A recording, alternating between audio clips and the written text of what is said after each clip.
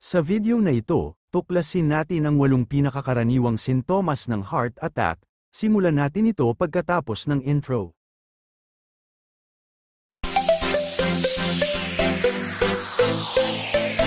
Ang isang atake sa puso ay maaaring biglang tumama, ngunit ito ay kadalasang may kasamang mga senyales ng babala na hindi dapat balewalain.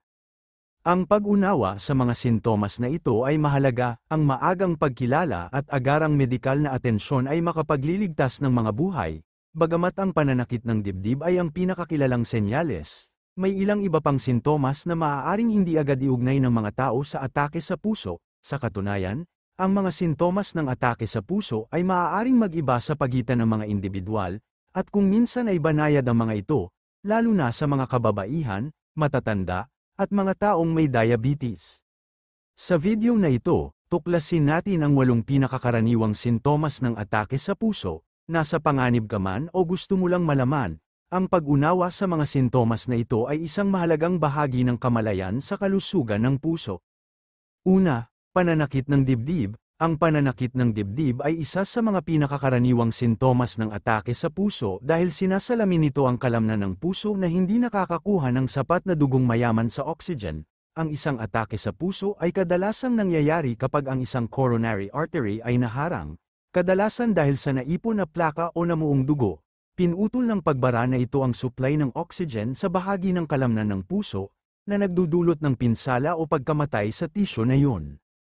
Pangalawa, sakit sa ibang mga bahagi ng katawan. Ang pananakit sa ibang bahagi ng katawan sa panahon ng atake sa puso ay nangyayari dahil sa paraan ng pagdadala ng mga nerves ng mga signal at kung paano pinoproseso ng utak ang sakit. Ang puso ay walang malaking bilang ng mga partikular na receptor. Sa halip, nagbabahagi ito ng mga nerve pathway sa iba pang bahagi ng katawan, lalo na sa dibdib, balikat, braso, leeg, panga, at itaas na likod. Kapag ang puso ay nasa pagkabalisa, tulad ng sa panahon ng atake sa puso, nagpapadala ito ng mga senyales ng sakit na naglalakbay sa mga shared nerve pathway na ito. Ang utak ay minsan ay maaaring maling kahulugan kung saan nanggagaling ang sakit na yun.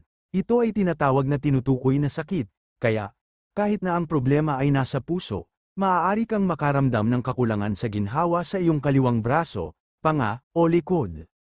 Pangatlo, kinakapos na paghinga. Nangyayari ang paghinga sa panahon ng atake sa puso dahil nakompromiso ang kakayahan ng puso na magbomba ng dugo ng epektibo. Kapag nangyari ang atake sa puso, nababara ang daloy ng dugo sa isang bahagi ng kalamnan ng puso, na nagpapahina sa paggana ng puso. Bilang resulta, ang puso ay nagpupumilit na magpalipat-lipat ng sapat na dugo upang matugunan ang mga pangangailangan ng katawan.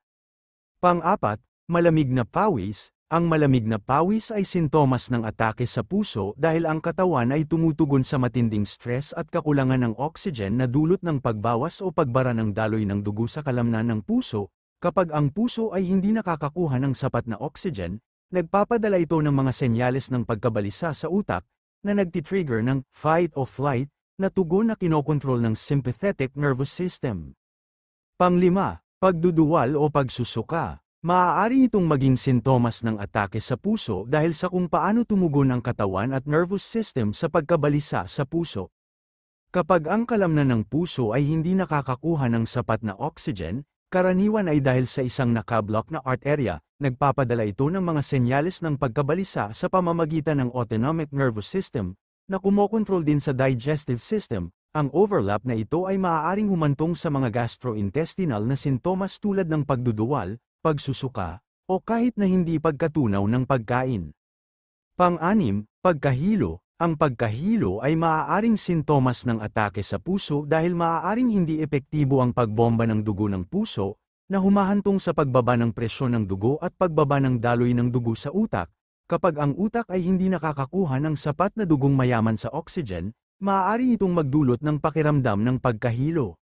Pang-pito, pagkapagod. Ang pagkapagod ay sintomas ng atake sa puso dahil ang puso ay nahihirapang magbomba ng sapat na dugo upang matugunan ang mga pangangailangan ng katawan. Kapag ang supply ng dugo ng puso ay nabawasan o na-block, gaya ng sa isang atake sa puso, ang oxygen at nutrients na umaasa sa iyong katawan ay hindi naihatid ng mahusay. Bilang resulta, ang iyong katawan ay kailangang magtrabaho ng mas mahirap upang gumana. na humahantong sa isang pakiramdam ng pagkahapo. Pang-8, pagkabalisa. Ang pagkabalisa ay maaaring sintomas ng atake sa puso dahil sa kung paano tumugon ang katawan at utak sa biglaan at matinding pisikal na stress na dulot ng kaganapan. Kapag nagkaroon ng atake sa puso, ang daloy ng dugo sa kalamnan ng puso ay nababawasan o nababara, na lumilikha ng isang estado ng emergency sa katawan. Nag-trigger ito ng pagpapalabas ng mga stress hormones tulad ng adrenaline. 8 mahahalagang sintomas ng atake sa puso na dapat malaman ng lahat, mula sa pananakit ng dibdib at kakapusan sa paghinga hanggang sa pagduduwal, malamig na pawis, at maging sa hindi pangkaraniwang pagkapagod. Ang mga senyales na ito ang paraan ng iyong katawan sa pagpapatunog ng alarma. Minsan, ang mga sintomas ay dramatiko, sa ibang pagkakataon, sila ay banayad, lalo na sa mga kababaihan, matatanda, at mga taong may diabetes. Tandaan, ang atake sa puso ay hindi palaging katulad ng nakikita natin sa mga pelikula. Maaaring hindi ito isang matinding sakit na nagpabagsak sa isang tao sa sahig. Ito ay maaaring malabo tulad ng pakiramdam na nahihilo, nababalisa, o pagkakaroon ng hindi maipaliwanag na kakulangan sa ginhawa sa iyong likod, panga, o mga braso. Ang maagang pagkilala sa mga sintomas na ito ay maaaring literal na makapagligtas ng mga buhay, sa iyo o sa ibang tao. Kung ikaw o isang taong malapit sa iyo ay nakakaranas ng isa o higit pa sa mga sintomas na ito, kahit na hindi ka sigurado, huwag maghintay. Tumawag ka agad sa mga serbisyong pang-emergency. Ang pagkawala ng oras ay pagkawala ng kalamnan sa puso, at kung mas mabilis kang kumilos, mas malaki ang pagkakataong mabuhay at makabawi. Mahalaga rin na maunawaan ang sarili mong mga salik sa panganib, tulad ng mataas na presyon ng dugo, mataas na kolesterol, paninigarilyo, diabetes, labis na katabaan, at kasaysayan ng pamilya. Kaya habang nagtatapos tayo, maglaan ng ilang sandali upang pagnilayan ang iyong natutunan ngayon. Ibahagi ang kaalamang ito sa iyong mga mahal sa buhay. Makipag-usap sa iyong doktor. Dahil pagdating sa atake sa puso, ang pagkakaiba sa pagitan ng buhay at kamatayan ay kadalasang nauuwi sa isang bagay, kung gaano kabilis natin nakikilala ang mga senyales. Lagi nating tandaan na ang kalusugan ay mahalaga sa ating katawan. At dito nagtatapos ang pagbahagi ko sa inyo. Kung nagustuhan nyo ang video na ito, pakipindot ng like, subscribe button at notification bell para updated kayo sa mga bago kong video. Maraming salamat sa panunood at hanggang sa muli.